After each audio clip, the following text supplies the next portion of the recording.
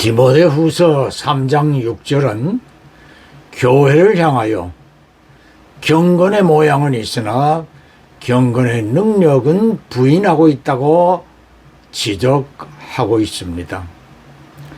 여러분은 경건을 어떻게 생각하고 있습니까? 대부분 교인들은 경건이란 예배에 잘 참석하고 성경을 가까이 하며 기도 생활을 열심히 하는 것으로만 생각하고 있습니다. 물론 이 말이 아주 틀린 말은 아닙니다만 경건의 핵심을 이해하지 못한 답변이라 하겠습니다.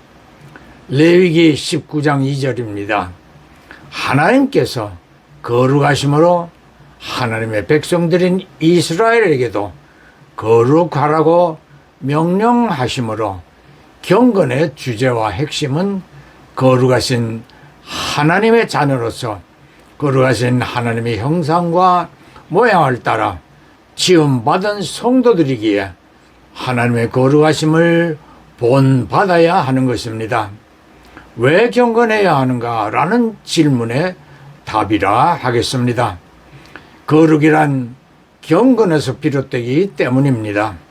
그럼에도 이스라엘 백성들은 자신들이 아브라함의 자손들로 선택받은 사람들이라고 여기면서 정작 하나님의 거룩한 백성으로서의 삶은 살기 싫어하였습니다. 성도란 말 역시 거룩한 백성이라는 의미입니다. 예수를 믿음으로 하나님의 은혜로 구원의 선물을 받은 후 경건의 훈련과 연습을 통하여 성도화할 수 있게 됩니다. 그런데 앞에서 언급한 것처럼 경건의 모양은 있으나 경건의 능력은 부인하는 교인들이 교회 안에 많이 있다는 것이지요. 부인이람은 인정하지 않는 것이며 거절하는 것이 됩니다. 경건한 신앙의 삶으로 하나님의 거룩하심을 본받을 수 있다면 성경이 이루어온 역사 속에서 시대마다 나라마다 민족마다 하나님은 언제나 시대 속에서 경건한 자를 찾으시었음을 알 수 있습니다. 가장 대표적인 인물이 노아가 아니겠습니까? 창세기 6장 5절에 당시의 사람들이 얼마나 타락한 상태였으면 사람들마다 사악한 마음들로 가득 차 있었고 이를 보시는 하나님께서 심히 마음 아파하셨다고 하였습니다.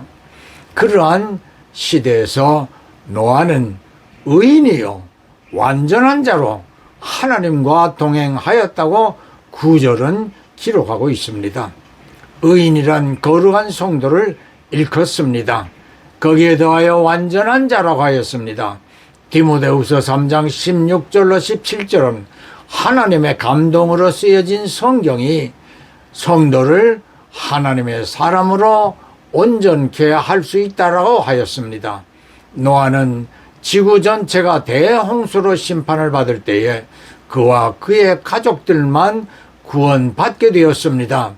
당시의 대부분 사람들은 하나님을 경외한다고 하였겠지만 경건의 모양만 있었던 것입니다. 가이사랴에 고넬료라는 사람이 있었는데 그는 이탈리아 부대라는 로마 군대의 백부장이었다. 그는 경건한 사람으로 온 가족과 더불어 하나님을 두려워하며 유대 백성에게 자선을 많이 베풀며 늘 하나님께 기도하는 사람이었다.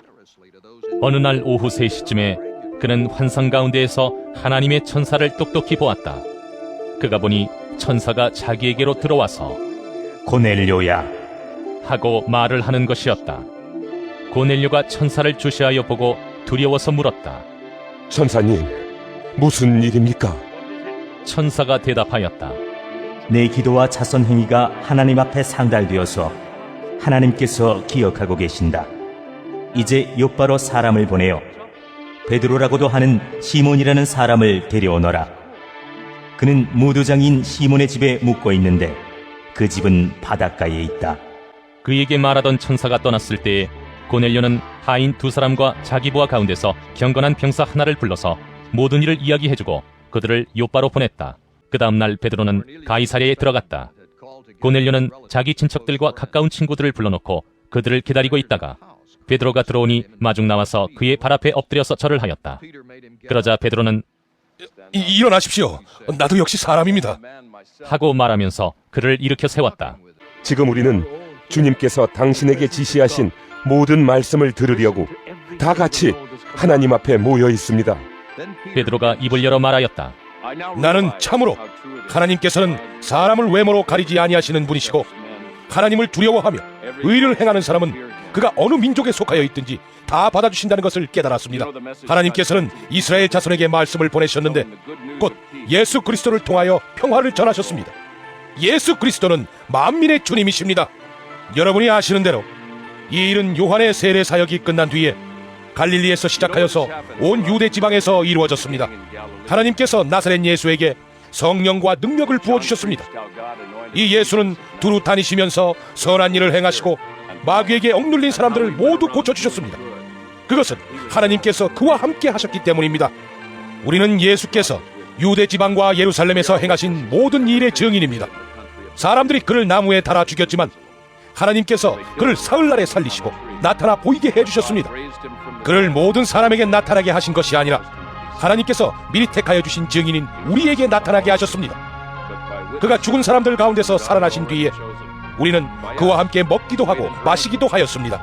이 예수께서 우리에게 명하시기를 하나님께서 자기를 살아있는 사람들과 죽은 사람들의 심판자로 정하신 것을 사람들에게 선포하고 증언하라고 하셨습니다. 이 예수를 두고 모든 예언자가 증언하기를 그를 믿는 사람은 누구든지 그의 이름으로 죄사함을 받는다고 하였습니다. 베드로가 이런 말을 하고 있을 때 그 말을 듣는 모든 사람에게 성령이 내리셨다.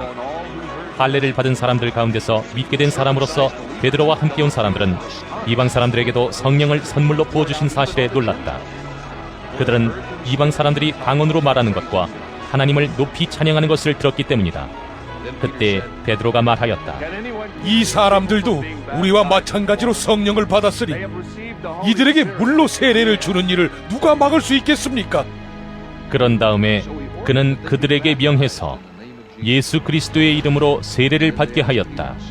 지금 보신 영상은 사도행전 10장의 내용으로 유대인이 아닌 이방인으로 로마군 이탈리아대 백부장인 고넬료의 이야기입니다. 비록 고넬료는 유대인은 아니었지만 하나님을 믿고 경외하며 구제 사업에 힘을 기울이는 등 경건한 생활을 하는 사람이었습니다. 그러한 그의 경건함이 하나님께 인정되어 천사를 통하여 베드로를 초빙하고 복음을 듣도록 은혜를 주시었고, 당시 유대인의 풍습으로 모세 오경에 기록된 부정한 식물을 먹지 않는다는 베드로에게 환상을 통하여 이방인 고넬료를 선택하신 하나님의 뜻을 알게 하시어 고넬료의 초청을 받아들이게 하여 그의 집에 가서 복음을 전하게 되는 장면이었습니다. 디모데전서 4장 6절은 경건의 훈련은 금생과 내생에서 유익을 얻게 되는 약속이 있다라고 하였습니다. 경건이란 의미는 정적, 정숙의 의미가 있습니다. 그러나 능력은 동적인 활동력을 보여주는 하나님의 영이신 성령님의 파워가 내포되어 있어 경건의 능력을 위하여 경건의 연습 훈련이 반복되어야 하는 것입니다. 그것의 결과는 노아의 구원이 증명하였고 이방인 백부장 고넬료에 대한 하나님의 특별하신 배려는 유대인이 아닌 이방인에게도 뒤따르는 역사를 보게 하였습니다. 사랑하는 성도 형제자매 여러분, 성경에서 원하는 경건은 어떤 것이라 할까요? 경건에 관한 삶을 여러 곳에서 언급하고 있습니다만 가장 기초적인 것으로 우리의 주변을 통하여 행할 수 있는 것들이 있습니다.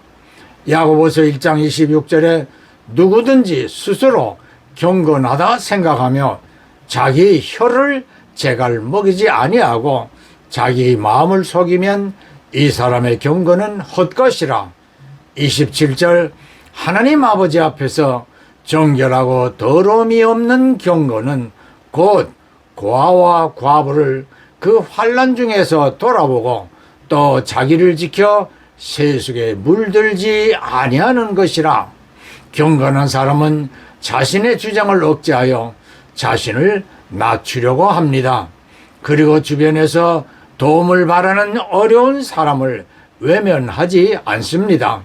고넬료는 점령지 유대에서 유대인들을 낮추어 대할 수 있었습니다. 그러나 그는 그들의 하나님을 경외하고 그분의 백성인 유대인 중 어려운 사람들에게 많은 도움을 주고 구제에 힘을 썼습니다.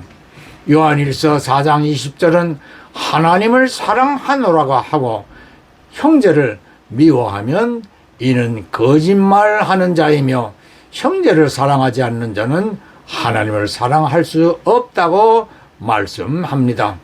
저와 여러분 모두 하나님이 원하시는 경건한 사람이 되는 연습에 힘쓰시기를 주 예수 그리스도의 이름으로 축원합니다.